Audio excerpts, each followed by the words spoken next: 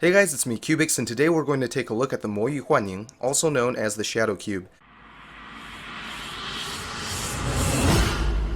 The Shadow Cube is $7.99 on wallbuys.com at the time of this review. It's listed as a 57mm puzzle, but I found that to be false. This cube is slightly smaller than a Zanchi. I don't think it's noticeable. Then again, I did notice the difference without reading about it beforehand. Either way, it hasn't affected my turning in any detrimental way. I was initially impressed with the stickers, but after doing thousands of solves, I'm actually not a huge fan of them. The fluorescent green, fluorescent yellow, and bright blue are nice. However, the red and orange are both thin and dull, making recognition troublesome, particularly when juxtaposed with the brighter colors. As far as turning is concerned, the Shadow Cube does not disappoint. Although the cube is annoyingly loud and cheap feeling, it is a joy to use. It has a crunchy feel similar to Alpha Cubes, which I like, while retaining a smooth turning action. Corner cutting is a non-issue. The Shadow Cube can cut 45 degrees with ease and reverse corner cut nearly an entire piece. In all, it reminds me of the HuanYing, and this is unsurprising considering the mechanism. Taking the cube apart, we can quickly see how it was designed. The Shadow Cube is simply a HuanYing with the inner spherical plates removed. In its place, torpedoes have been added to create an anti-popping mechanism. In fact, this cube seems like an improved HuanYing. One of the problems on the HuanYing was the catching caused by the sharp ridges on the corner piece. We can see how those areas have been angled off.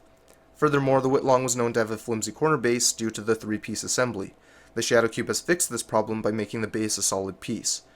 Lastly, the HuanYing was absolutely horrendous due to the catching caused by the spherical plates. By removing them in the Shadow Cube, these catches have essentially all disappeared. There are still occasional catches that occur, but they aren't frequent, and I haven't found them troublesome. So at this point, it seems like the Shadow Cube has fixed all of the HuanYing's issues, but has it created any of its own? As far as I can tell, not really. The only potential problem, aside from the noise, is the speed.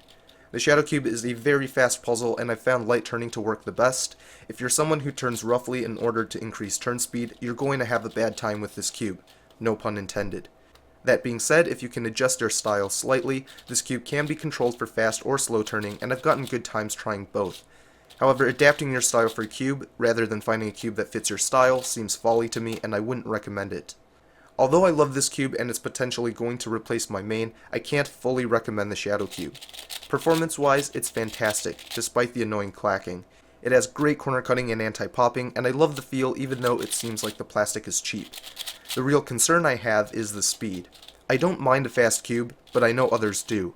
If you're used to gummy or slower cubes, this cube is not for you.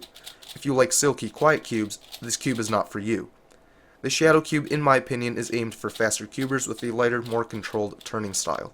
For me, it's spectacular. On days when my turning isn't very good, the Shadow Cube is frustrating to use, but on days when my turning is spot on, I get incredible times. For the final grade, I'm going to give the MoYu HuanYing an A-. Although it has rectified all the catching issues the HuanYing had, it's still not a perfect cube. Namely, the loud clacking is annoying, particularly for surrounding non-cubers, and the puzzle seems cheaply made. It's quite a shame since using a softer plastic would have likely prevented both of these issues. Nevertheless, it's a very good cube and a potential main for many, including myself. If you would like to purchase the MoYu HuanYing, a link will be in the description. Thank you all for watching, and until next time, toodles.